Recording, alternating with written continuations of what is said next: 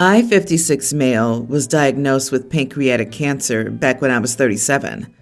They caught it relatively early, but I wasn't expected to survive. About a month after my diagnosis, my ex-wife, Sarah, 55, divorced me and took the kids, the house, and most of our savings.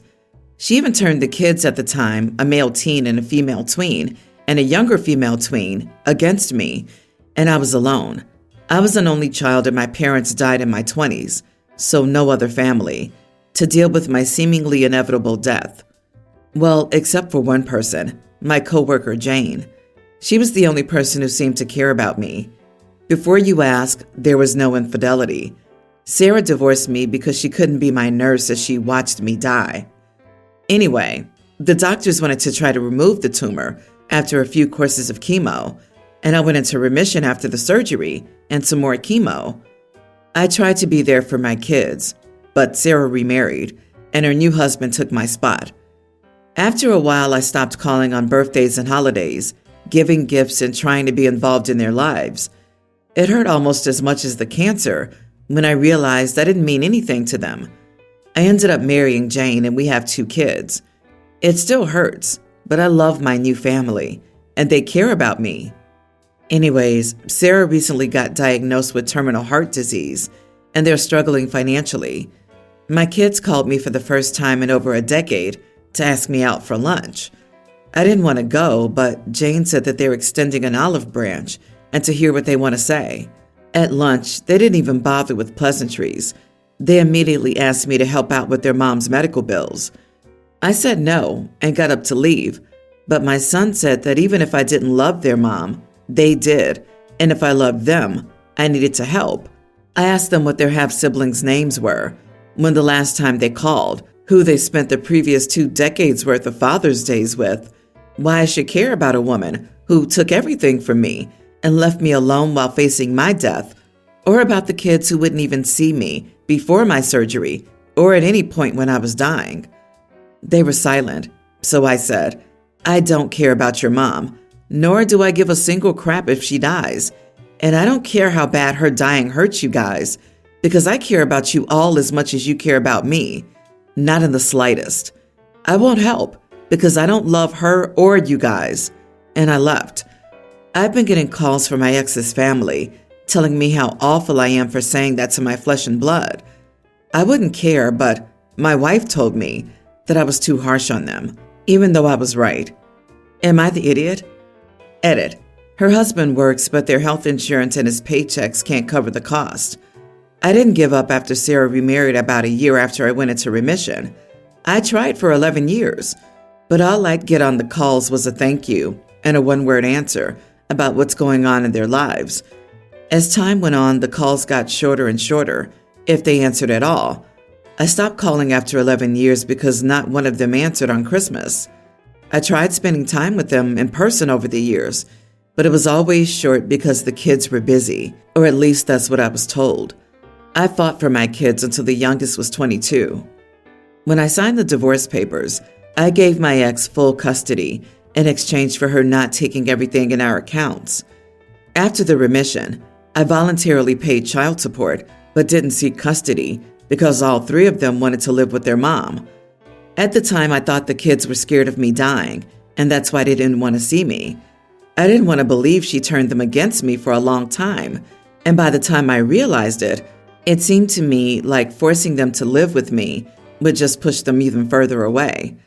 I think Sarah told them I was having an affair, but I don't know. Oh boy, it would be some serious karma if her husband divorced her. OP, you are not the idiot. She didn't want to care for you, and it's outrageous for her to expect it from you. It might not be your children's fault for abandoning you. However, their mother turned them against you, and they probably made the lunch date at her bidding. Besides, you have no reason to help someone who abandoned you in your most vulnerable time. The children could have tried to reach out, but only chose to when they needed something. He owes them nothing. By any chance, was she having an affair with this guy when you guys were still married? 1 year seems too soon to get married. Maybe that's why she poisoned their mind against you.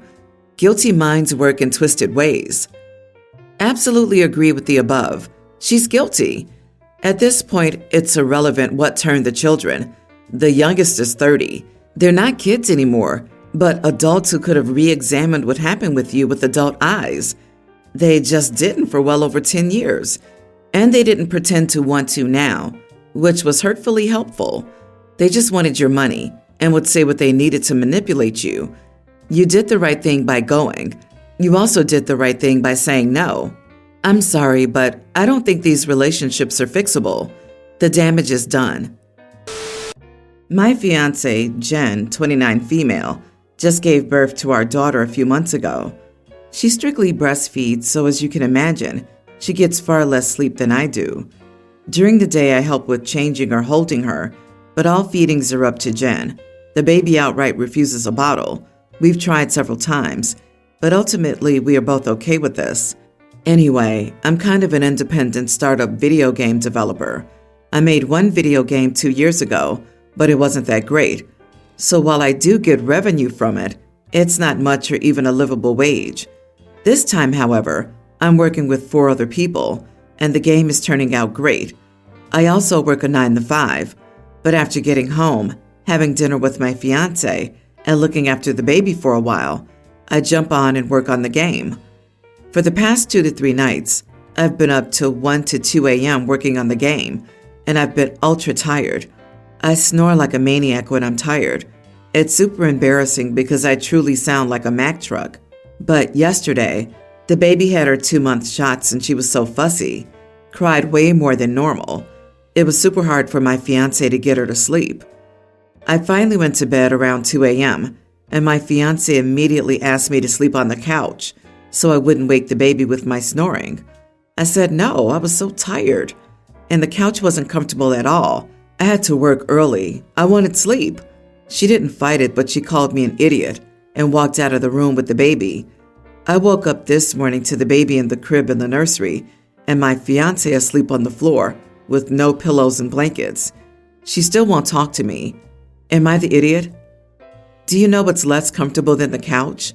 Chronic sleep deprivation from a baby using you as their personal milk machine every 90 to 120 minutes for months at a time, and the overwhelming pressure of being solely responsible for keeping a fussy baby alive with your boobs while you come down from the biggest hormone shift a person can experience in their lives.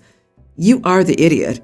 Volunteer to do all the diapers for the next few nights and get some breathe right strips.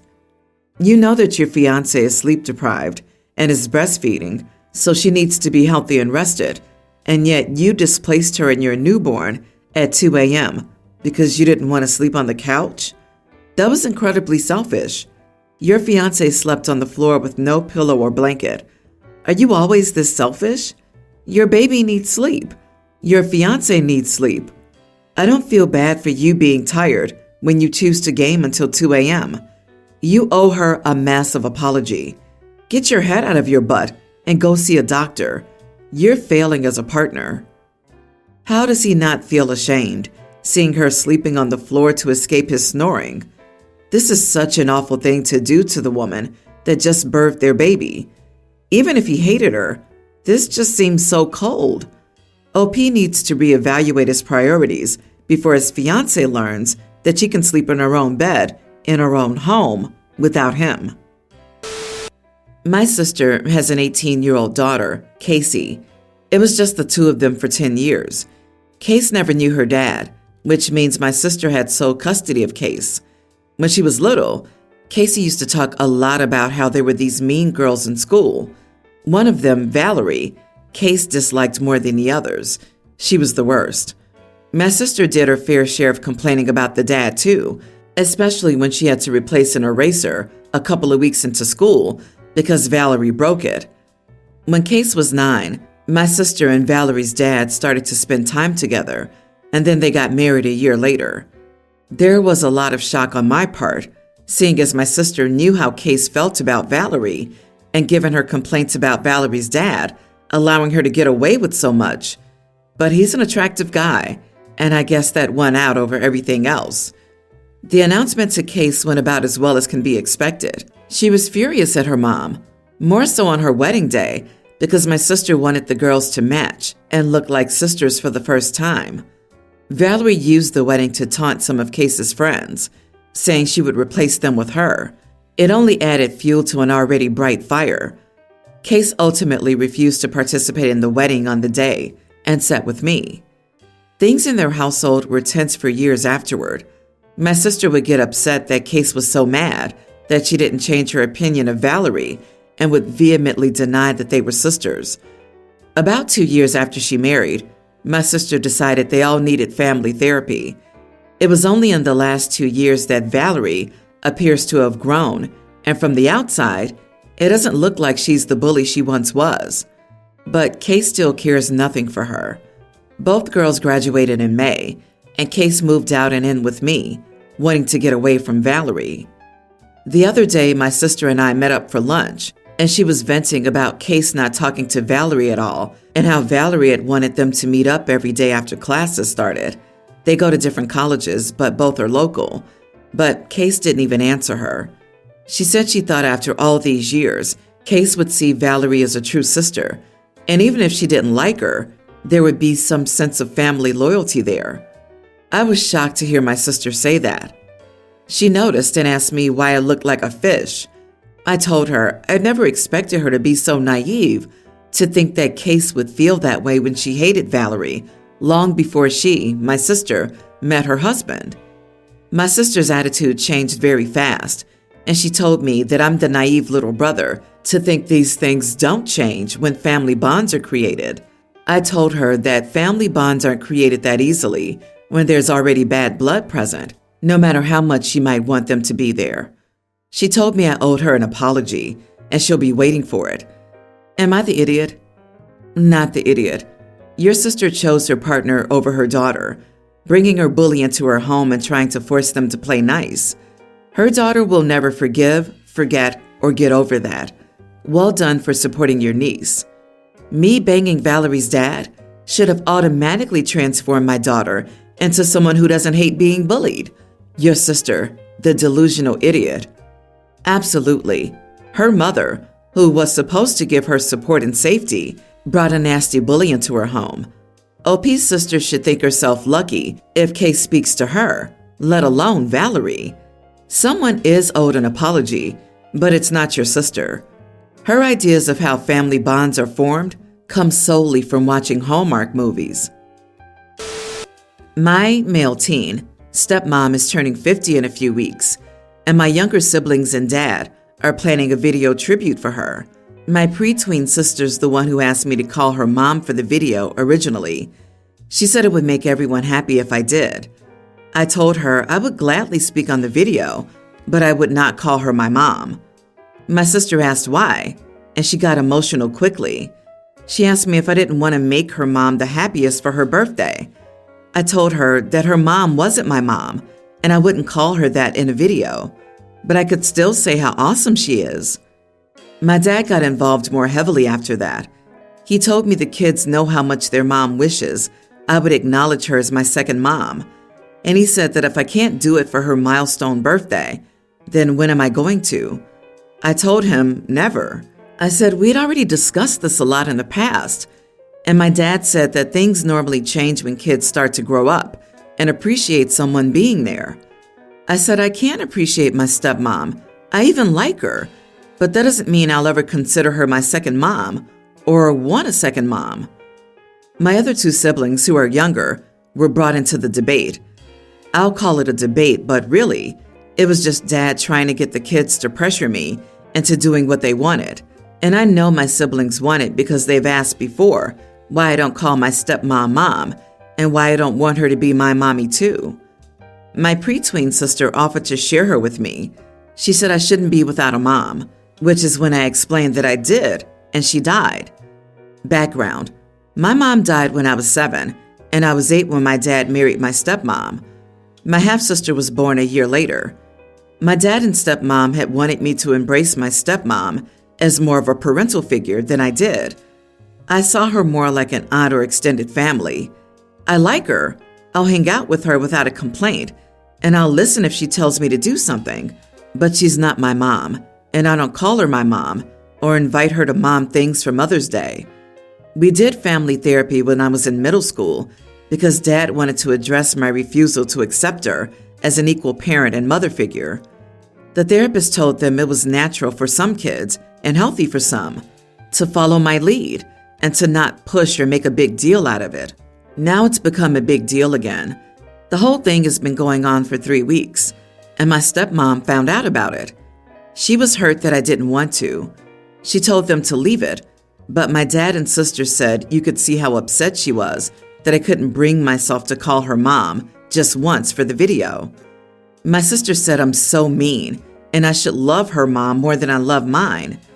My dad said my stepmom took on another woman's son and raised me the best she could as her own. He said if I can't say the word mom for one video, I hate her and want to put her in her place and remind everyone that she's not good enough. Am I the idiot? Not the idiot. Them trying to pressure you into doing that is idiotic, though. You can tell your stepmother how much you appreciate her and care for her and give her an emotional speech about that on the video without necessarily calling her mom. And even if you caved in and called her mom on the video, that wouldn't be the end of it. And I think they'd demand that you call her mom from then on. Sorry you're going through this, my dude. Your story is thoughtful, respectful, and honest. I'm just going to say you clearly got that from your mom. It's crap that your dad is using your halves to try to bring the family together, when in fact he's making them the wedge that'll break it apart. In 2 years, be prepared for the major change across the board if they don't force you to change your mind. It'll get either super heated or super chilly at home. Stay strong.